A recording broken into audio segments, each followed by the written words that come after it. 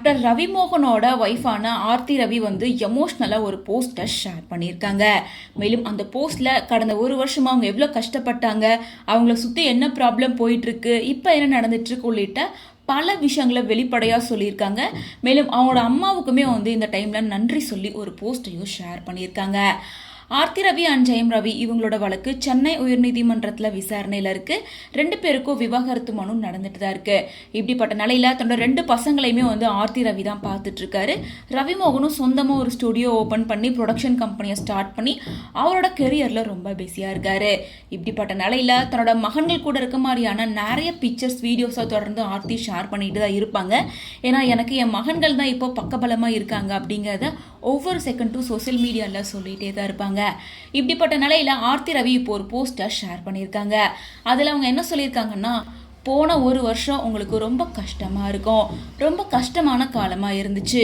ஏதோ பிளான் பண்ணி பண்ணினேன், ஆனால் பிஆர் வேலையால் என்னோட கதையில் நீங்கள் ஒரு வில்லி மாதிரி காட்டிட்டாங்க.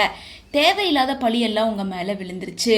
ஆனால் இப்போ காலம் மெதுவாக எல்லா உண்மையும் வெளியே கொண்டு வந்துருச்சு. இதுக்கு காரணம் யாரு அப்படின்னு தெளிவாக தெரிஞ்சு போச்சு. உங்களை நீங்கள் காப்பாற்றிக்கணும்னு நினைக்காம என்னோட சத்தம் வெளியே கேட்கணும் அப்படிங்கிறதுக்காக நீங்கள் ரொம்ப அடக்கி வாசிச்சிங்க. பதிலுக்கு பதில் பேச உங்களுக்கு எல்லா வாய்ப்பும் இருந்தும் நீங்கள் அசிங்கமாக சத்தம் போடாமல் கண்ணியமாக அமைதியாக இருக்கணும்னு முடிவு பண்ணீங்க. இன்னைக்கு உங்களுக்காக நான் பேசுகிறேன். மீடியாவில் இந்த மாதிரி தப்பான கதைகள்லாம் பரப்பினாங்க. இப்போ கஷ்டப்பட்டு பாடம் கற்றுக்கிட்டாங்க.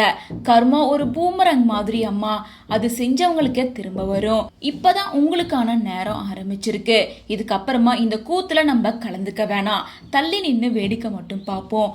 மரியாதைக்கும் நீதிக்கும் கண்டிப்பாக பலன் கிடைக்கும். இந்த வருஷம் உங்களுக்கு நிம்மதியாகவும் சந்தோஷமாகவும் அமைய வாழ்த்துக்கள். இனிய பிறந்தாள் வாழ்த்துக்கள் அம்மா அப்படின்னு சொல்லிட்டு அவங்க கடந்து வந்த பாதை, இப்போ நடந்துட்டு இருக்கிற உள்ளிட்ட பல விஷயங்களை வெளிப்படையாக பேசி இப்படி ஒரு போஸ்டர் ஷேர் பண்ணியிருக்காங்க. இதை பார்த்த ரசிகர்கள் பலருமே வந்து ஆர்த்தி ரவிக்கு சப்போர்ட்டாக தான் பேசிட்டு இருக்காங்க.